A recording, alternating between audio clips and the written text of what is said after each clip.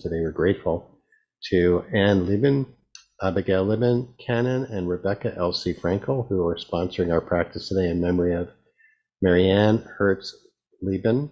I hope I'm saying Lieben right. Please correct me if I'm wrong. And Anne, Abigail, and Rebecca say of Marianne that her memory truly is a blessing. Zichrona Libracha, may her memory be a blessing in your lives. And in this world, and a blessing in the lives of all those who knew her. And thank you so much, the three of you, for sponsoring our practice today and elevating her soul so beautifully through the merit of our practice today. Couple of announcements. One is that registration will be still open, but will be closing soon for Flourish, which is our upcoming 12-week program for Jewish communal professionals. That's Jewish clergy or anyone who works in the Jewish community, educators, social workers, canners, administrators, anybody who works in the Jewish community. It's a 12-week program with Yael Shai and Rabbi Miriam Margolius in Jewish mindfulness meditation, both as it applies to yourselves and also to be able to lead meditation, and will lead to a certification as well. And it's a great opportunity. It's a beautiful community that is signing up for that. So we hope you'll consider joining that if that applies to you, or if you know somebody it applies to, please spread the word. Next week, just a reminder, will be a week-long teaching. We'll have the same teacher each day. Rabbi Ari Lev Fornari of Kol Tzedek Synagogue in West Philadelphia will be leading us during Hanukkah on the theme of expanding our inner light. So we very much look forward to that. That starts on Monday on our usual time. Ari Lev is a beautiful teacher, and really look forward to having the opportunity to have a week of practice guided by him. So we look forward to that very much as well. And finally, just a reminder that our daily sit is now a podcast called Jewish Meditation for Everyone. Andrew, who's holding our tech space today, is also the producer of the podcast, and we take one of the outstanding sits each week and turn it into a podcast format so that people can access that. So we hope you will subscribe wherever you get your podcasts and have a listen and recommend it to others as well, especially those who are not able to be with us live at this time in general. It's just another way to engage in practice and have an opportunity to practice using the amazing resources of the Daily Sit and the teachers who teach for us. Today, as has been mentioned this week, is one of a series of meditations we do quarterly in partnership with the Jewish Addiction Awareness Network. And usually Marla Kaufman, who's the founder and director, is here, but Marla is unable to be with us today. So actually, Andrew, if you would put the link to their website. The mission of the Jewish Addiction Awareness Network is to increase understanding of the disease of addiction in the Jewish community and decrease stigma by connecting individuals, families, and professionals across the Jewish spectrum in order to explore the intersection of Judaism and recovery and exchange resources, and to support those in crisis, whether it's those who are suffering from addiction or the family or friends thereof. And they have just a beautiful website, incredible resources. It's something everyone should know about, and they have done incredible work. And we want to salute Marla and the work of her team, and thank them again for their ongoing partnership. We have been holding these meditations, which integrate principles of 12-step recovery and Jewish mindfulness meditation on a quarterly basis. And today, hopefully, everyone will find this helpful. So without further ado, it so happens that today's sit, as I mentioned, is here we are in the cusp of Hanukkah, which begins tonight, wherever you are. And I want to begin by situating ourselves in this moment in the Jewish calendar, and before we've even lit the shamash for the first candle of the Chanukiah. And of course, we have the legend in the Talmud, which describes the story of Hanukkah and focuses on the so-called miracle of the oil after the victory of the Hasmoneans, so the Maccabees over the Syrian Greeks, finding that jar of oil in the desecrated temple, and then rededicating the temple, they used that jar of oil, which seemed to have only enough for one day, but lasted, in fact, for 8 days. At least that's our story. That's one of the stories of Hanukkah. There are multiple stories as well, but we're going to focus on that jar of oil, which was found in the desecrated temple, and in some ways, it's represented by the shamash candle, what's called shamash, which means servant, the candle that's used to light the other candles, or the wick that is used to light the others. Implicit in that candle is the energy that enables something to burn. So I want to invite us to imagine ourselves as that unlit shamash that contains, or as, if you prefer, as the found jar of oil, the vessel of oil, the resource that is available to light and to kindle the lights. And let's just begin with that. So if you're comfortable closing your eyes for this, that can be very helpful. Of course, you can also just allow yourself to have a soft focus, a soft gaze, and maybe gaze downward a little bit. And find a position that feels comfortable. Just take note of where your body is, and adjust as you need to find a position right now that might be different than the position you were in a moment ago. If possible, planting your feet on the floor, feeling the support of the chair under you and behind you, feeling the support of the back, feeling the support beneath you. Letting your hands come to rest in a comfortable position, maybe folded in your lap or resting on the top of your thighs.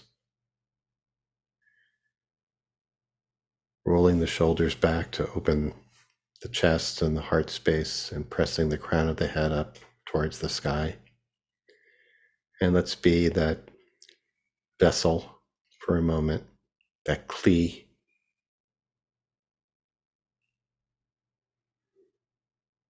And I want to invite us to wick into ourselves, wick, W-I-C-K, wick into ourselves the energy that is available in our surroundings.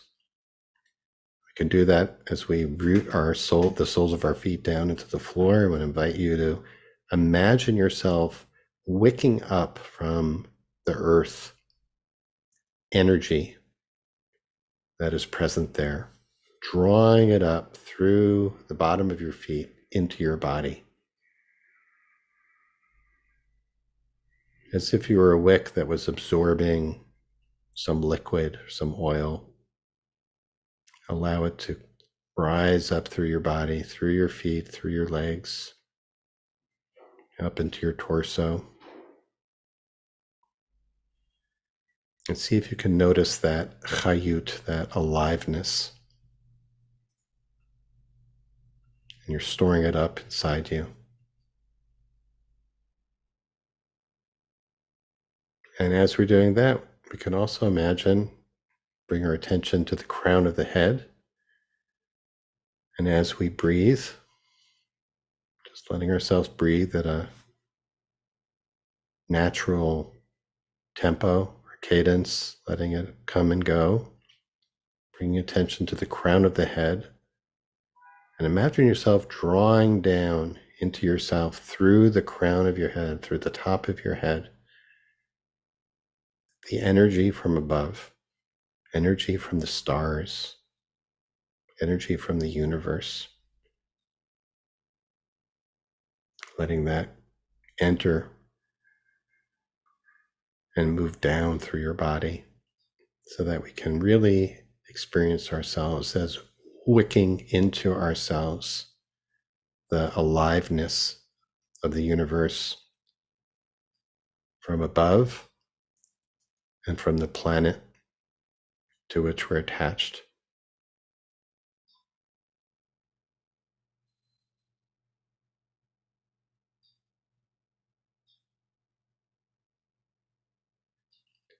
See if you can allow all that energy to circulate within your body.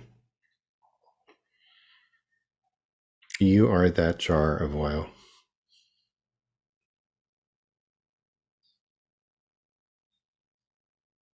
As yet unlit, just full of potential. Let's breathe with that awareness.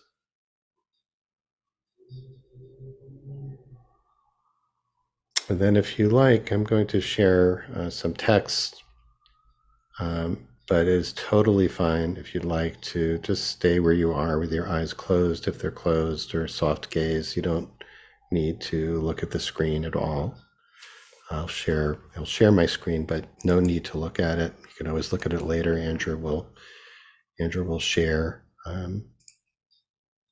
Andrew will share the sources I'm about to share. The first two are from the big book of Alcoholics Anonymous. Two excerpts, both of which relate to, or the foundation for, one of the slogans of 12-step recovery, which is one day at a time. One day at a time.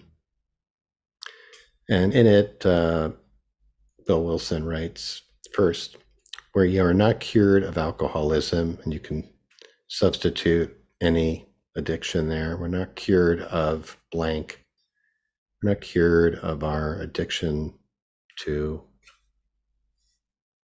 affirmation, our addiction to distraction, our attention to our phones. We're not cured of compulsive reactive behaviors. We're not cured. What we really have, he writes, is a daily reprieve based or contingent on the maintenance of our spiritual condition. A daily reprieve contingent on the maintenance of our spiritual condition, of our connection to the realm of spirit. And he also writes, we must walk day by day in the path of spiritual progress. If you persist, remarkable things will happen. We must walk day by day in the path of spiritual progress. If you persist, remarkable things will happen. One of the key elements of a recovery from addiction is the idea of taking things one day at a time, staying focused in the present, being able to see clearly what is happening and not be controlled by anxiety about the future or by shame or guilt for the past, but by seeing clearly what is possible right now. And if we're able to do that, the premise is remarkable things will happen. Second text I'm sharing is a Hasidic text by Rabbi Levi Yitzchak of Berdichev, whose Torah commentary is called the Kedushat Levi. And this is a commentary he wrote in relation to Rosh Hashanah, the beginning of a new year. And it's a commentary based on the last line of Psalm 150, Kol HaNeshama Tahalel Yah. Let everything that has breath praise Yah, praise the Holy One. And the Kedushat Levi writes, we must always bring to our consciousness that from moment to moment, the Blessed Creator in great love and mercy instills in us new vital force. Chiyut Chadash, moment to moment, we are instilled with a new vital force. From moment to moment, the Blessed Creator renews our very being. And he says this is what the rabbis meant when they interpreted that last verse of Psalm 150, Kol HaNeshama Tahalel Yah, which is usually translated as, let every soul or let all that breathes praise Yah. But the Midrash punctuates it a little differently as Kol HaNeshama, Tahalel Yah. For each breath, praise Yah, praise God for each and every breath. So the Kedushat Levi writes, at every moment the breath seeks to leave us, and the Blessed Holy One in great mercy watches over us from moment to moment and has compassion for us and doesn't let the breath depart. In this manner, when we raise this thought to awareness, how the Blessed Holy One watches over us moment to moment and restores our breath. When we raise this thought to awareness from moment to moment, we actually are created anew as a new creature, as a Bria Chadasha. We are not defined by our past. We are like a brand new creature. And he says, to conclude, this generates enthusiasm. The Hebrew is hit lahavut, which really means enflamement, to serve the blessed Creator, since everything that is new, chadash or renewed, mechudash, sparks hit lahavut, enthusiasm, enflamement. And since we are created anew from moment to moment, we can burn with that same great enthusiasm to serve the blessed Creator. So the overlap here is between this 12-step principle of taking things one day at a time. When we notice ourselves worrying about the future or watch our mind constructing catastrophic scenarios or dwelling on the past, feeling stuck or imprisoned by it, we can find freedom in this moment and in this day, in our capacity to make a change right now, just to put together one day at a time. Or even, as Kedushat Levi says, one moment at a time, to be aware that each time we take a breath with awareness and intention, it is as if we are a new creation. And that each breath is filling us with that chiyut, that life force that we were wicking into our body a little bit earlier through our feet and through our head. And I'm inviting you to keep doing that. Keep imagining yourselves as constantly, with each breath, wicking in life force, the energy that is available to inform our actions. And the Kedushat Levi says that if we can do that with intention and recognize with each breath that we have something to be thankful for, and that we can be filled with hit lahavut,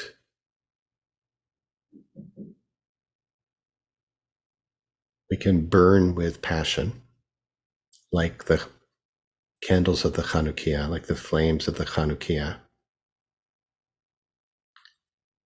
And as we follow the teaching of the House of Hillel, we start with one and we add one day at a time. Hanukkah is not 8 candles every night for the 8 nights. It's one day at a time.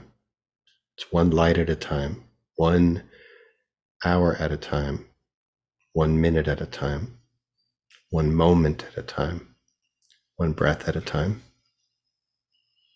So let's sit for the next 7 minutes and continue that practice of wicking into ourselves that chiyut, that sacred life force that renews us each moment. And imagine our breath, the inhalation, also receiving, absorbing, storing up that life-changing potential. And if we can do that, we might in fact be ready to enter into Chanukah, one breath at a time, one moment at a time, remembering that each of those breaths and each of those moments, we are brand new. So let's sit for the next few minutes. I'll bring us back with the sound of my voice.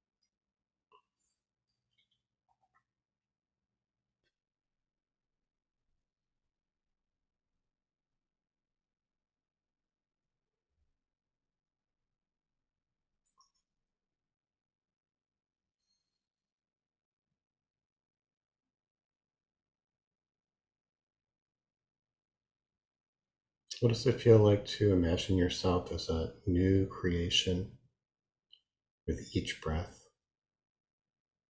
To imagine this world being filled with new possibilities in each moment. To recognize that nothing is static and unchanging, but that things can be different than they have been, that we can be different than we've been, and that we're supported by that energy that we are absorbing through our feet, through the crown of our head, through our breath. This renewing, enlivening, inspiring, hope-filled energy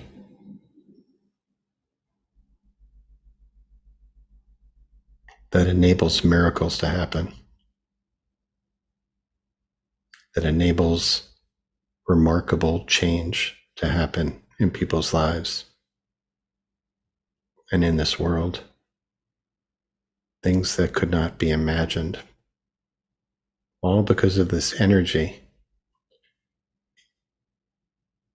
that reminds us with each breath to see the world anew with fresh eyes. All we need to do is take things one moment at a time, one breath at a time.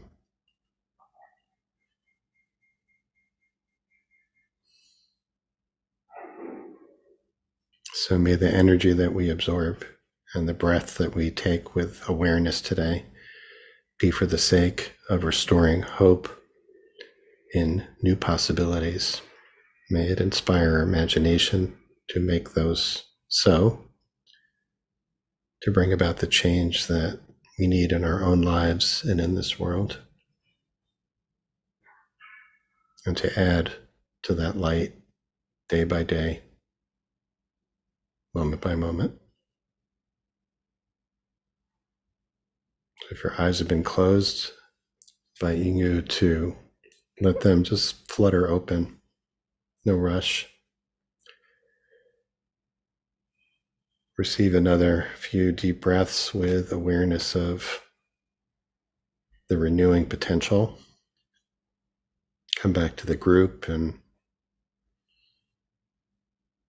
feel that sense of connection. And let's close as we do every day by making space for those who are in mourning, who are observing a yard site, or if it's your custom to join in the mourner's Kaddish, to do so. If you're not reciting Kaddish, stay with your practice. Be present for those who are, and offer your support. You could put the name or names of those you're honoring today in the chat now or after we recite Kaddish. And thanks to Andrew for sharing the words on the screen. And if you're reciting Kaddish, inviting you to join me by rising in body or in spirit, and you can unmute at this time. Yitgadal Yitgadal, V'Yitkadash Shemei Rabbah Yitkadash Shmei Amen. Rabba, V'Yilmad Amen. Yilmad Divrah Divra, V'Yamlich Yute, Malchutei Yamliach Malchutei, Chayeichon V'Yomeichon L'chaye V'Chayei Chol Beit Chayei Israel. B'chol Israel Beit Israel, Hagala Hagala, Bizman Amen. Bizman Karib Karib Ru Ru, Amen. Amen. Amen. Yehi Shmei Rabba, Yehei Rabba Mevorach, Nevarach Olam, Olam V'Lamei Amaya. Hamayah Barach Barach Yehi Ba Ha'ar, V'Yitro V'Yete Naseh Hadar, V'Yete V'Yetavach, V'Yitala Mikol Birchata Ela V'Shirata, Mikol Birchata V'Lechem V'Shirata Ashma, Shaman Balma V'nu, Amen. Yehi Shama Rabban V'Yishmaya, Yehi L'chaim Aleinu V'Kol Yisrael Imru, Amen. Se Shalom Bivama V'Yeh Shalom V'Kol Yisrael. V'Yadosh Beit B'Nu, Amen. Aleinu V'Yakol Yisrael Ya'u B'Shtei Tevel Amen. Imru Amen. Amen. Friends, thank you so much for joining us today. I want to especially thank our sponsors today, Anne, Abigail, and Rebecca, who sponsored our practice today in memory of Marianne Hertz-Lieben. Zichronah Libracha, may her memory be a blessing. Thank you so much for supporting our practice together. And of course, thanks to Andrew for holding our space. And I should mention that Andrew also is the producer of our podcast series, Jewish Meditation for Everyone, and does a beautiful job with that. So grateful to you, Andrew, for that as well. Tomorrow, we'll be sitting into Shabbat, and we'll be led by Jenna Zadaka of At the Well, who has been leading us on or around Rosh Chodesh. It's not Rosh Chodesh yet. The new month of Tevet will come in on the 6th night of Hanukkah, but since our Rabbi Ari Lev will be leading us all next week for the week of Hanukkah, Jenna will be leading us tomorrow and will give us a sneak preview of the theme of the month of Tevet as we sit into Shabbat together, and always does a beautiful job. So we look forward to that. So if you're leaving us now, I want to wish you Chanukah Sameach. In such a challenging time, we're looking for the sacred both in the darkness and in the light. And for those of you who are on social media or on Instagram specifically, you can be on the lookout each night of Hanukkah. IGS is offering a very short, simple practice as a kavanah, as an intention for lighting your candles. So I hope you'll look for that and hope that that will add depth and meaning to your celebration of the holiday. May it bring healing and hope and everything that we need, and peace at this time. As always, you're welcome to stay on. I'm happy to respond to questions in the chat. And if not, we hope to see you tomorrow to practice with Jenna. And for those of you, if you have a question or a comment, please feel free to put it in the chat and I will scroll through and respond to anything that's a question. Did want to see, I don't know if Rabbi Elon Glazer is here. I didn't notice, but for those of you who are on Facebook, if you were drawn today because there was a recovery theme as well, Rabbi Elon founded a Facebook group called Our Jewish Recovery, which has also a lot of wonderful resources for those in the Jewish community who are seeking recovery resources. I just wanted to lift that up. Just checking to see if any questions, and otherwise happy to respond to how this landed for you. Is persistently going to bed too late an addiction, or looking at using a phone too much not used for an addiction like gambling? Just thank you for that question, Justin. I think, I'd like to say that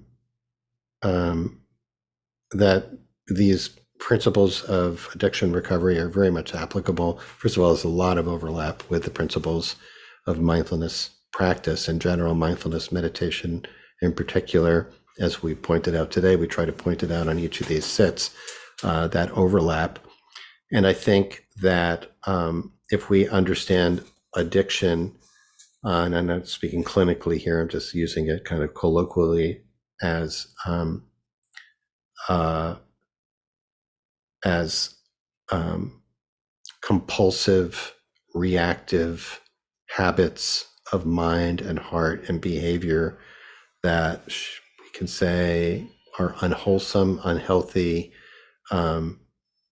not conducive to connection or relationship, dissociative, the actions that disconnect us or keep us from experiencing our feelings or thoughts, that numb us out, that make us fall asleep to what is happening. Then I think that's a pretty broad definition of addiction. And yeah, I would put, I don't know about you, I definitely have an addiction to this device, which is thankfully off at the moment. But throughout the course of the day, I can notice the pull, the compulsion, and there are all kinds of rationales I can have for why I need to do this or why I need to do that. But I also can notice that when I'm having challenging emotions, challenging feelings, and I'm looking to get away from those, repress those, or numb out, or look for something to distract myself, all sorts of things, whether it's, food, phone, going to bed too late. It was, I don't know if I'd call that an addiction, but it's like, pattern. If anything that causes us to deviate from our intention, which is creates a habit which is hard for us to resist, I think falls into this category. The goal of the mindfulness practice is for us to grow in freedom and in choice, our ability to be able to make choices that we know are more aligned with our better selves, with our godly qualities, our midot. And so this principle of staying present in the moment and seeing clearly the emotions that we're feeling, the thoughts that are floating through our brains, the narratives that we're constructing, and not becoming enmeshed, swept away, or controlled by the thoughts, but by being able to hold them in a spacious awareness so that we can allow them, impermanent as they are, to move through us so that we are not controlled by them, not swept away by them, not dictated by those. That's what we're talking about when we're talking about Jewish mindfulness practice in particular. Let's see. Okay, thank you so much for these.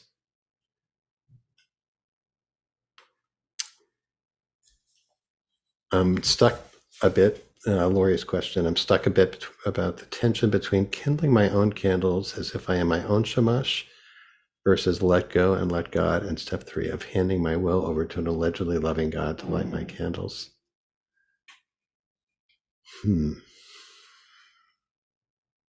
Kindling my own candles versus letting God light the candles. Lori, it's a great question. What we did today, I hope maybe offers a solution, which was that I was inviting us to imagine ourselves as the vessel of oil, or as that shamash candle that's not yet lit, but has the energy stored up within it, the potential. And so by suggesting that we experience that as wicking that into ourselves, from the ground, from the universe, in our breath, to me, that's an acknowledgement that I'm not generating this energy.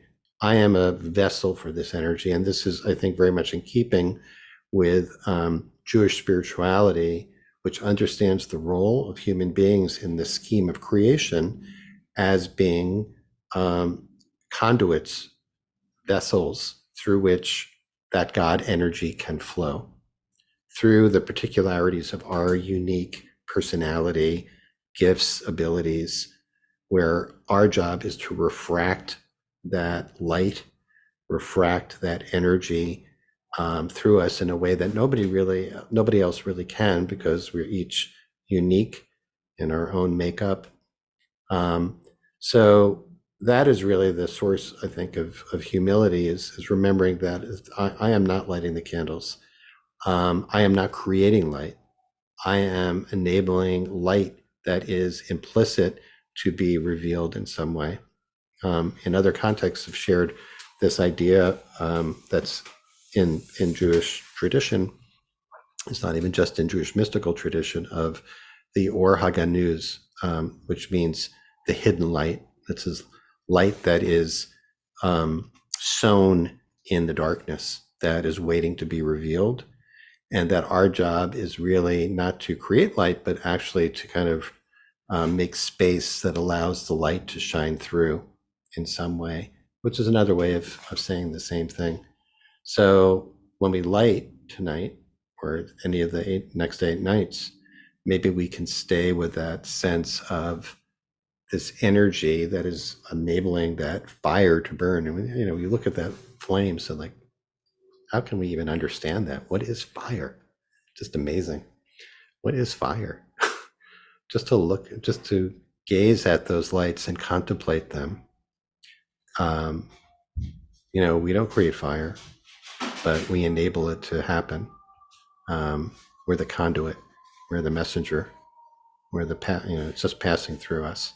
So I hope that's helpful.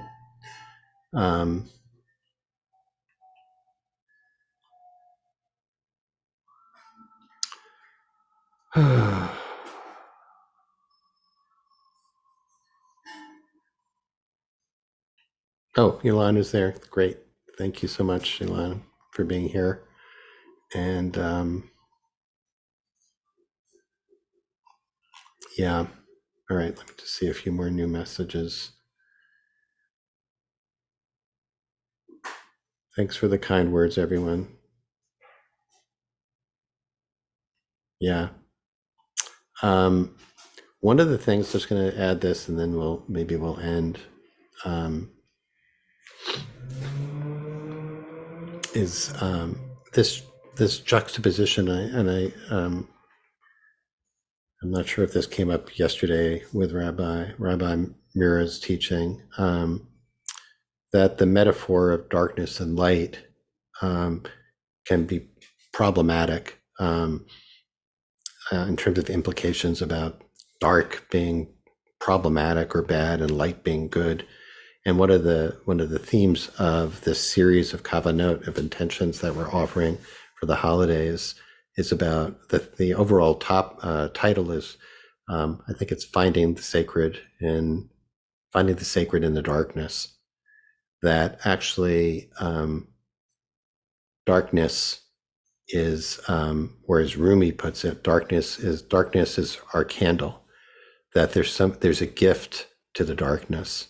When we close our eyes in meditation, we recognize that actually it's helpful, that we can access, that we can feel more deeply, we can intuit things more clearly, we can see, as it were, more clearly when we're not distracted, that there's something about being enveloped by darkness that is an important part of the process. And just relating this to addiction, for those who have bottomed out, as it were, who have fallen into the depths of that darkness, there's something about the darkness of that, as Valerie, I think, I'm not sure how to say her last name, Kaur, the Sikh teacher and activist, puts it, the darkness of the womb, that there's potential for change in the darkness. I want to encourage us to stay with this moment, this moment of before we light the Chanukiah tonight, to appreciate the gift and the holiness that is present in the gift of darkness. And with that, just want to end by saying thanks to Andrew, and wish you all a meaningful Hanukkah, and I hope this will enhance your sense of the holiday. And we'll look forward to seeing you tomorrow to practice with Jenna Sadaka from At the Well. So many blessings, everyone. Chanukah Sameach.